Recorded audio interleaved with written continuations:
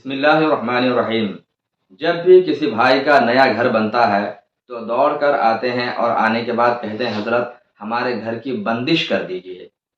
تو اب سوال یہ پیدا ہوتا ہے کہ یہ بندش کی شرعی حیثیت کیا ہے؟ کیا نیا گھر بنانے سے پہلے گھر کی بندش ضروری ہے؟ اس کے بغیر ہم نیا گھر نہیں بنا سکتے یا اس میں داخل نہیں ہو سکتے؟ ایسا کچھ مسئلہ ہے کیا؟ تو انشاءاللہ تبارک و تعالیٰ آج ہم اس بات کو لے کر ڈسکس کریں گے۔ میں سب سے پہلے پیشگی معذرت خواہ ہوں عاملین حضرات سے اور باباؤں سے، اگر میری بات کسی کو کڑوی لگ جائے تو معاف فرمائیں۔ سب سے پہلی بات میں آپ کو یہ بتاؤں کہ یہ بندش کا تصور جو ہے یہ ڈائریکٹلی قرآن و حدیث سے ثابت نہیں ہے۔ یہ ڈائریکٹلی قرآن و حدیث سے اس طرح کی کوئی چیز ثابت نہیں ہے کہ گھر کو بندش کرنا ضروری ہو۔ اب آپ ایک چیز سمجھیں کہ قرآن پاک کو اللہ تبارک و تعالیٰ نے شفا بنایا ہے، اور قرآن میں اللہ نے ارشاد فرمایا وَنُنَزِّلُ مِنَ الْقُرْآنِ مَا هُوَ شِفَاءٌ، یعنی اللہ تعالیٰ نے قرآن کو شفا بنا کر نازل فرمایا۔ تو جس گھر میں قرآن کی تلاوت ہوگی اب وہیں پر شفا کا نزول ہوگا، اور وہ گھر بلا مصیبت سے محفوظ و مامون بھی رہے گا۔ تو سب سے پہلی کوشش تو ہماری یہی کرنی چاہیے کہ گھروں میں قرآن کی تلاوت کثرت سے کریں، نماز کی پابندی کریں، تو وہ گھر ہر طرح کی بلا مصیبت سے محفوظ ہو جائے گا۔ اب رہی بات بندش کی، تو اگر آپ کا گھر نیا بن رہا ہے اور وہاں پر آپ کو کوئی بظاہر ایسی پریشانی جن یا آسیبی پریشانی نظر نہیں آ رہی ہے تو بلا وجہ شروع میں ہی گھر بندش کرنے کی کچھ بھی ضرورت نہیں ہے، کچھ بھی ضرورت نہیں ہے۔ آپ گھروں میں بس اللہ و رسول کا ذکر جاری رکھیں، قرآن و حدیث کی تلاوت جاری رکھیں، نماز پڑھیں، یہی بہت ہے۔ بلا وجہ گھر بندش کرنے کی کچھ بھی ضرورت نہیں ہے۔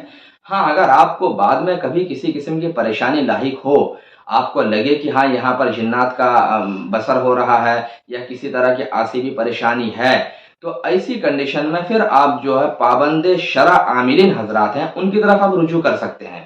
لیکن بلا وجہ شروع ہی میں گھر بندش کرنا اور اس کے نام پر ڈھیر سارا پیسہ خرچ کر دینا، یہ کسی بھی طرح سے سمجھ کی بات نہیں ہے، اس کی کچھ ضرورت بھی نہیں ہے۔ بغیر ضرورت آپ بیمار پڑنے سے پہلے دوا کھائیے گا تو کیسے کام چلے گا؟ آدمی بیمار ہونے کے بعد دوا کھاتا ہے کہ پہلے کھا لیتا ہے؟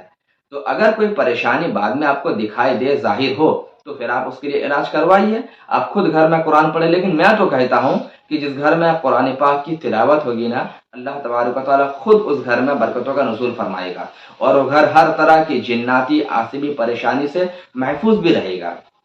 دقت کی بات یہی ہے نا، ہم لوگ خود اپنے گھروں میں قرآن نہیں پڑھتے، نماز کی پابندی نہیں کرتے، اور صرف دعا اور تعویذ کے چکر میں رہتے ہیں، اور یہ سمجھتے ہیں نا کہ دعا تعویذ کروا لو ہمارا سارا مسئلہ حل ہو جائے گا، ہمارے گھر میں برکتوں کا نزول بھی ہو جائے گا، چھپر پھاڑ کے دولت بھی آ جائے گی، اور ہمارا گھر ہر طرح کی بلا مصیبت اور بیماری سے محفوظ بھی ہو جائے گا۔ ہم فقط دعا تعویذ پر بھروسہ کرتے ہیں۔ دعا تعویذ کرنا بھی شرع میں جائز ہے، لیکن ایک لمٹ ہے۔ پہلے آپ خود پابندی کے ساتھ 5 وقت کی نماز پڑھیں نا، قرآن پڑھے، رب کی بارگاہ میں دعا کریں، یہ بہت ہے، بہت ہے۔ اس کے بعد پھر اگر آپ سے کچھ نہیں ہو پاتا ہے تو پھر کسی آپ متقی پرہیزگار عامل سے مشورہ کر سکتے ہیں۔ تو بہرحال یہ ساری باتیں کچھ تھی بندش کے تعلق سے، کہ اگر بندش کی ضرورت نہیں ہے تو بلا ضرورت آپ کو کچھ کرنے کی ضرورت نہیں ہے۔